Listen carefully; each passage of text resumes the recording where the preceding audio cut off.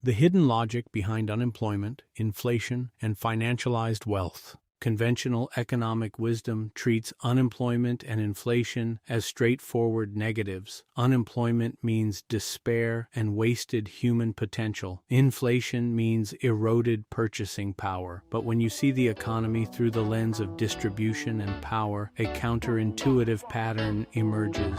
Unemployment weakens workers, suppresses wages, and redistributes economic rents upward, largely into the hands of financial capital and corporate profits. I'm Carl. Welcome to this edition of Mind Chimes, where we attempt to deprogram you and hopefully allow you to see things anew. Unemployment isn't just a statistic. It's a lever against wages. Economists have long observed an inverse relationship between unemployment and wage growth, the so-called Phillips curve. When unemployment is high, workers have less bargaining power, wage inflation is muted, and employers can keep labor costs lower. When unemployment is low, historical theory says wages rise faster. In practice, over recent decades, that relationship has flattened, but the intuition remains. Labor slack limits wage growth. Firms don't have to bid for workers, they get them cheap. Wage suppression translates into higher profit margins and, in an era of financialization, more cash available for dividends and buybacks, mechanisms that benefit asset holders.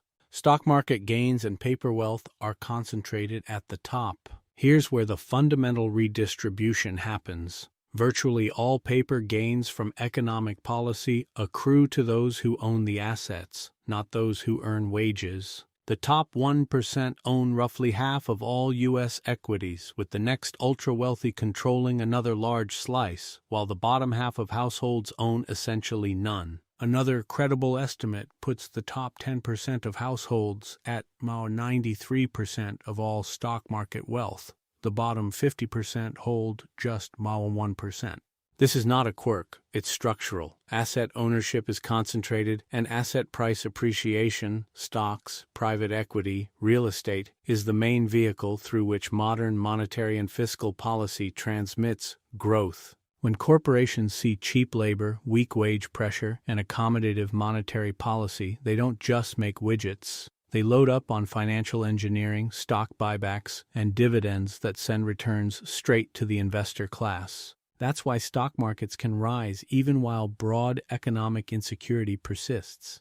Market gains and macroeconomic stress are not mutually exclusive. Inflation isn't just a tax on the poor, it redistributes in complex ways. Inflation is popularly condemned as destroying living standards, but it doesn't do so uniformly. People with fixed nominal incomes, e.g., pensions that are not fully indexed, are harmed because their purchasing power erodes. People with variable incomes or asset holdings often see nominal gains that at least partially offset price increases. Those who own financial assets, like stocks or real estate, often benefit from inflationary periods because asset prices tend to rise with or above general price levels. In effect, inflation can act as a vehicle for redistribution, reducing the real value of debts for debtors, allowing firms to maintain nominal growth, and encouraging employers to hire more workers when they anticipate future price increases, because tomorrow's output will be worth more. Academic work shows that the impact of inflation on wealth inequality isn't linear.